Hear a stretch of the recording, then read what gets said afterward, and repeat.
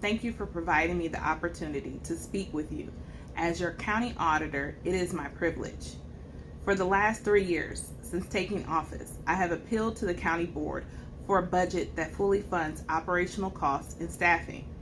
I maintain my oath to the auditor's office. I have kept my campaign promises, and I have placed my statutory duties at the forefront of all decision making.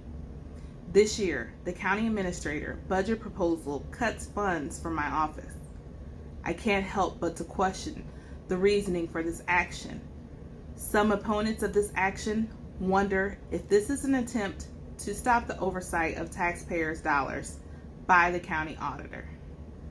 These job cuts will leave my office without the ability to perform many of its statutory duties, including accounts payable auditing, internal department auditing, ensuring compliance with the Illinois labor laws through prevailing wage, auditing procurement cards, and managing vendor accounts. And if this isn't troublesome enough, these cuts leave the hard-working union staff who have been responsible for overseeing the proper care of taxpayer dollars out in the cold. This budget proposal undermines our voters, our democratic electoral process, and the law.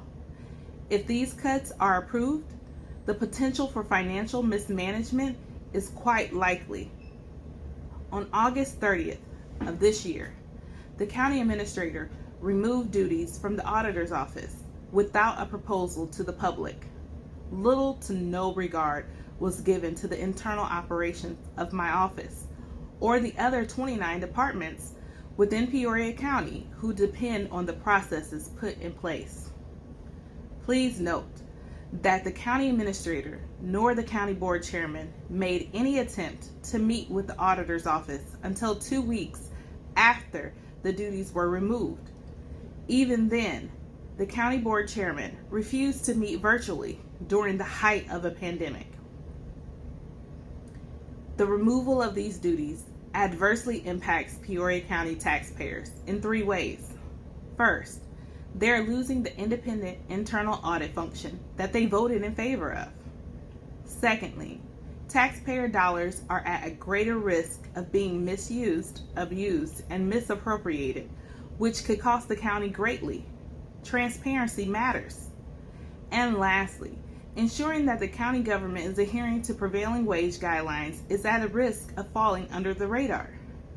These duties are bound by Illinois state law and the union bargaining agreement, yet the county board has proposed cuts.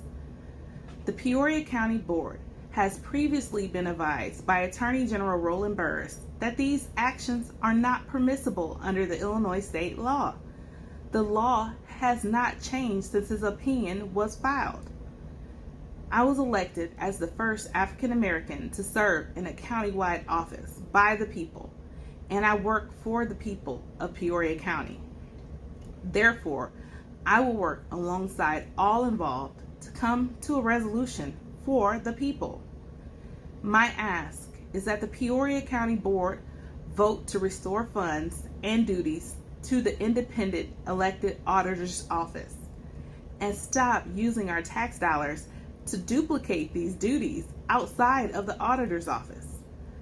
I also ask that the 3 union protected positions occupied by some of the most dedicated employees within the auditor's office not be transferred to the finance department or any other department, but instead these women will remain employed in their current roles. And lastly, I ask that the county board be transparent about the fact that the $248,395 increase given to the finance department was in fact $6,395 more than the entire 2021 auditor's budget. This is not a cost-saving effort. This is an attempt to eliminate proper checks and balances that the county auditor's office provides. Let's call a thing a thing. Thank you all for your time. Okie doke.